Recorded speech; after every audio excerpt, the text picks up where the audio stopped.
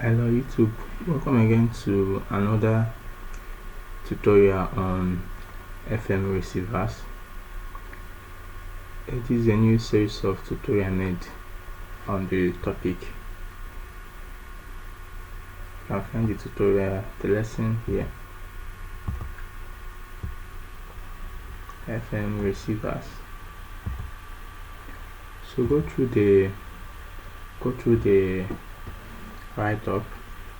In this tutorial I'll be talking, basically explaining the Verilog code I used, but it's very crucial you understand the theory behind the FM receiver, the block diagram. So here I talked about what a radio is, the types of radio, single and multi-carrier radio, modulation types, the digital modulation. This particular Verilog code, the design we made is for a digital FM receiver, not the analog type. So everything is basically bits and is implemented on an FPGA, also using bits only. There is no analog signal. The only analog signal should be the input, which we actually modulated also. So this is what the block diagram looks like of what we have here. So this is what it looks like. Then read, so you understand the different sectors. You can read from other sources online like Wikipedia and the rest also. So I'll be talking about the Verilog code. I'll be explaining the code using my circuit diagram in Logisim. So this is what the FM receiver looks like. This is basically what the block unit looks like. It consists of let me pause this. So it consists of your input. This is where the signal comes in. This is your clock, the reset, and your output. So the signal that comes in here is being processed within this block, and you have an output here. So we're going to discuss more about this block very soon. So you always know the most average, every digital circuit will always have a clock and a reset for timing. Then this is what this block looks like. Let me reduce it. So this is what the internal of the FM receiver looks like. It consists of 4 different compartments. This is the last part, the FIR filter, the loop filter, the NCO, and the multiplier. So this is the multiplier is the first sub-circuit. That is where the signal F min comes in, and the last part is the FIR filter. So it's the last part. Once the signal has been filtered, you now get your output. This is usually the clock and the reset, so you can see from the circuit. So we will be talking about this multiplier circuit since it's the first. That is where exactly the signal goes in. And one thing you notice here, so I just made a little correction here. So this is where the input comes in, and then it goes out here. So one thing about the multiplier block is it has 2 inputs. One is our F min. The output is what comes out of the block. Then you have this input. This is another input that comes in, which literally comes in from this NCO block. We'll talk about the NCO block in a later tutorial. So let's see what the multiplier circuit. So this tutorial will be consisting of just 4 sections: the FIR, the loop filter, we'll discuss it, the NCO, and then the multiplier. So within this multiplier circuit, this is what it looks like. So what exactly does this multiplier do? So when you go to the site, I gave a little bit of an explanation here. So this is the circuit structure, just like you saw those block diagram in Logisim. This is the low pass filter, that is the FIR filter, this is the loop filter, this is the NCO circuit, and this is the multiplier circuit. So that's exactly what we have here at the top. So these 4 different compartments here are designed in Logisim. These are they here, so in the block diagram. So I'll just briefly explain how the whole circuit works, so that when you go through it, it will be easy to understand. So the signal first of all comes in through this once it comes in, it goes to the phase detector. The phase detector is actually described as a multiplier. So what it does is it multiplies this signal and the signal coming from the NCO. So, and the NCO is actually a feedback signal. It's used for phase correction. So whenever we are doing digital modulation, you always see this NCO. Like the last tutorial when I talked about the BPSK, the binary phase shift key, we also saw how this NCO was used to synchronize the input. The name means numerical control oscillator. So when you are dealing with analog circuits, you have the VCO, the voltage controlled oscillator, but here it's numerical, bits and zeros. It's used for oscillating. So the measure is to synchronize the input. So once the input is coming in, it's just the way you use the voltage to modulate, you know, more like if you are sampling, trying to get bits. So that's what this NCO here is doing. So it's used for phase detection. There's a calculation towards that. So when you go through this tutorial, just try and understand much. So there's a bigger, I have a bigger PDF that did the explanation more. This PDF is also attached to the reference. When you go to the reference, you see where I gave a link to this PDF and gave credit to the original author of the project. So you can see what they did here. So these are the two signal here. This KD is the gain, just the gain. So the cos is the NCO. The NCO is trying to generate a sinusoidal cos, a sinusoidal signal. So when we will be talking about the NCO, you see how this signal is actually generated.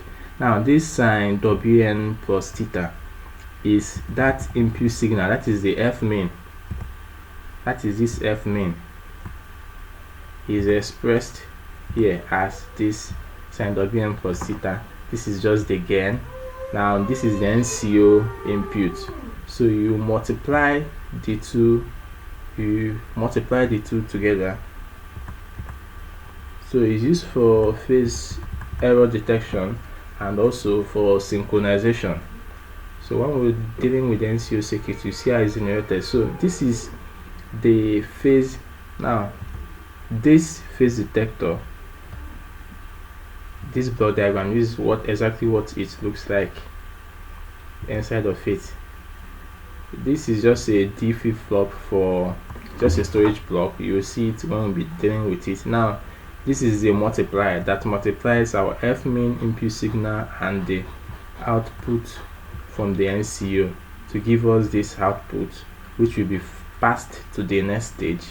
The next stage is the loop filter.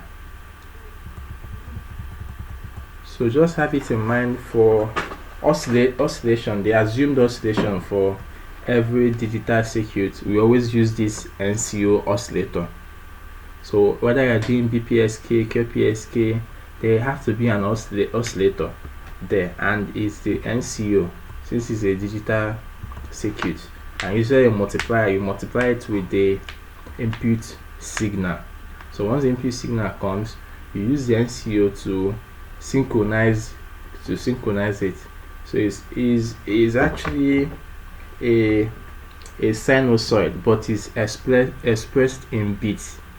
So if you go through it, is a sinusoid expressed in bits, can be 127 using specific intervals. Okay, so that's much I will talk about this. I think maybe I'll make another separate tutorial explaining this NCO, what it actually does in details, because we already use it in BPSK and I think I didn't do much explanation there. I will make a tutorial to explain it better, because it's core of oscillation in a digital circuit. You always use using bits to produce a sinusoid. So that's basically what it does. So the concentration for this tutorial will be on this multiplier circuit, because that is the phase detector or multiplier. The reason we call it multiplier because it just does multiplication, or it tries to mix up the frequency. Tries to mix up this F main. This is the input here. That is the input F main, and then the input coming from the NCO. So what it only does is just to multiply the two of them. You can see them here at the top. So these are actually the two inputs it takes. One coming from this F main here, and the other coming from this NCO. So going back to the multiplier circuit, so another thing here is how this multiplier circuit works.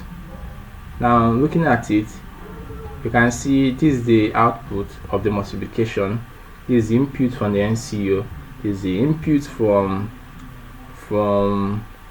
our input signal, then this is the clock and the reset for $7. So this multiplier circuit didn't use the normal multiplication, because we could have just have two blocks of data and then a multiplication block to multiply the two and give us an output.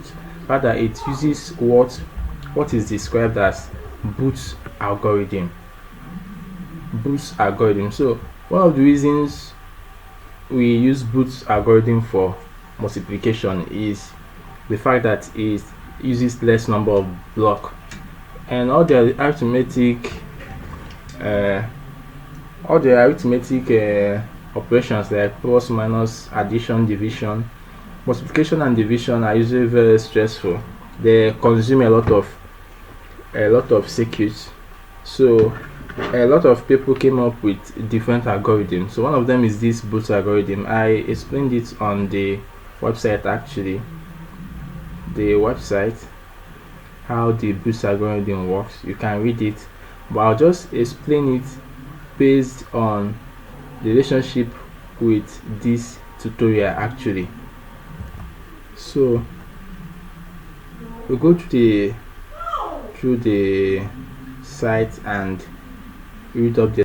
So, but let me explain what the code looks like. So this is what exactly the code looks like. So let me use a simple example to demonstrate it. So this is just the example here, just this block. The initial explanation on Booth algorithm was from wiki.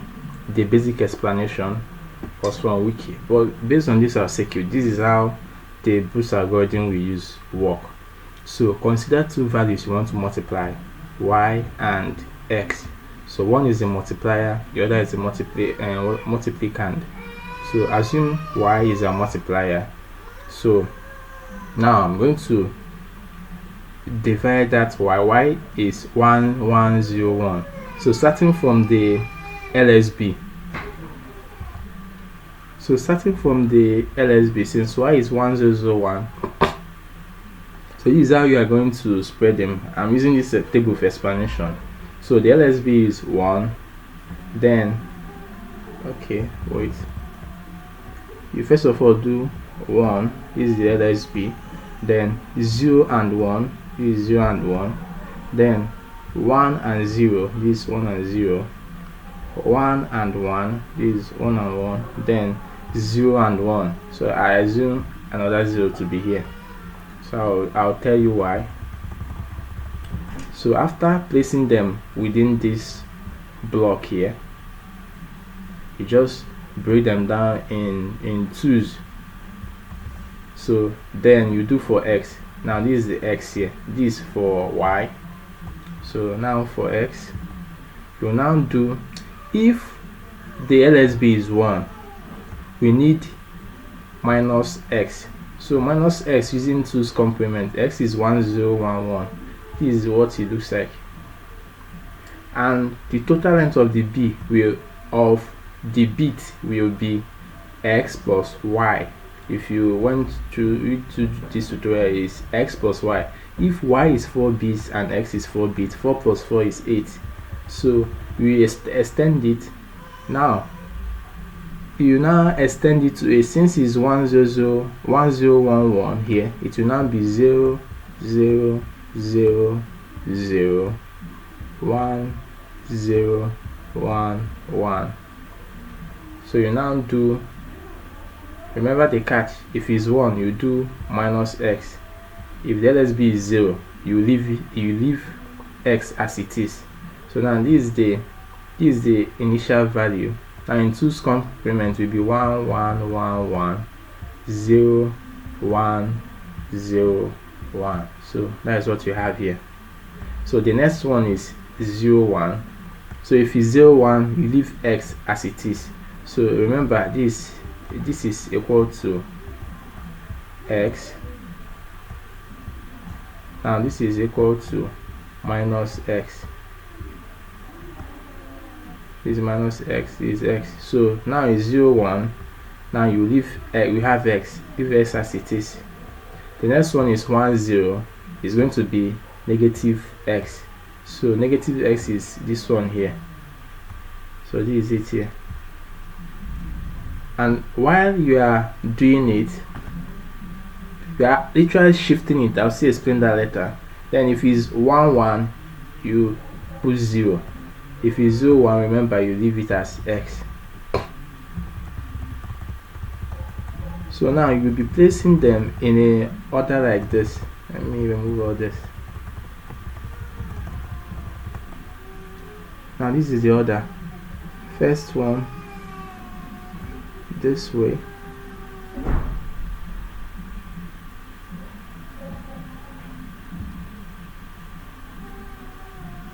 so sorry for this, let me explain it. Okay, I think it's better this way.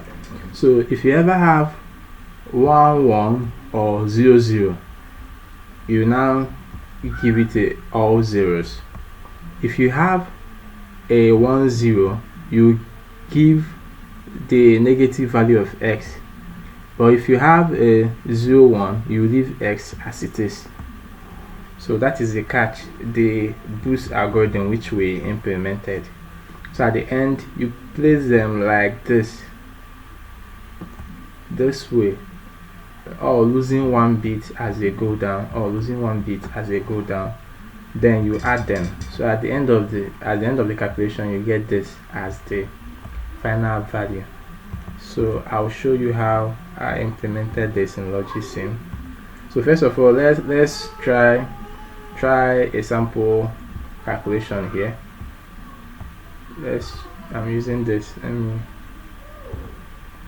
Why I'm doing this is because at the end of the calculation, they actually choose here. They choose the first 8 bits, leaving the rest. But I'm actually including the full 16 bits of the whole calculation, because just like I told you, the input is 8. The two inputs are 8, so 8 plus 8 is 16. So the final output will be a 16 bit value. Will be the final output. You add the 2 bits together, that will be the final value. It will be 16 bits. But at the end of the calculation, for this particular circuit design, the first 8 bits were chosen, the rest were discarded. Now let us watch carefully. Let me just do, first of all, let me reset it and do this multiplication calculation so you see that it works. Okay, no, let me use a normal clock. Let me disconnect the system clock and get a different clock.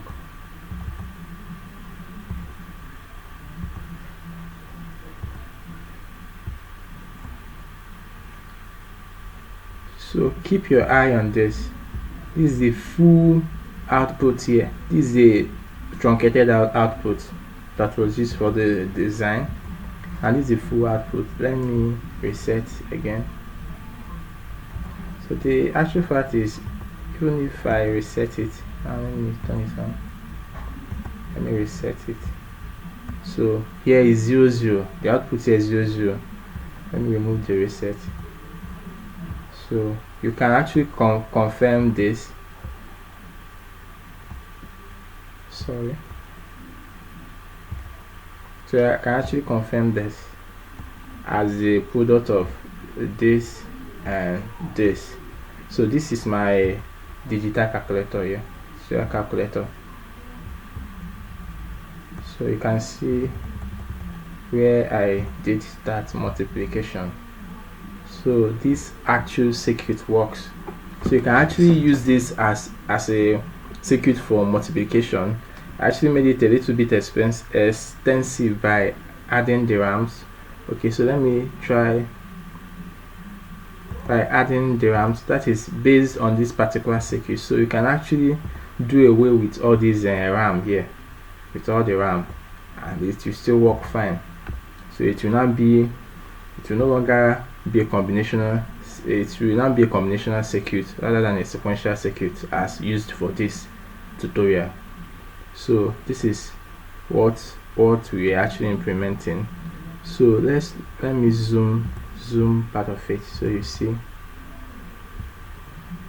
So remember, we are using this multiplexers for the outputs. Now they say the first one says if the LSB, the first bit, is 0, give the value of, put it 0. If not, put the value of negative x. Now you see how we implemented it here. This is it. This is the LSB. If it is 1, give us the value of negative x. If not, give us 0. So then again, for the next one, we now compared this one, the first bit and the 0 position bit here. So saying if yeah, let me show you. I ran out of explanation though. So but if you need the circuit, I can send it to you for further explanation so you understand. So here we are comparing 1 and 0. So this is it here. 1 and 0. So you're now saying if is 0 and 1. So if is 0 and 1, give the value of x. That is, if this one is 1 and this one is off, give us the value of x. So since is 0, the first bit is off, 0, and the second bit is on. So this is it.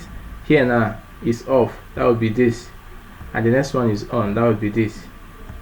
So we are taking the actual value of x here.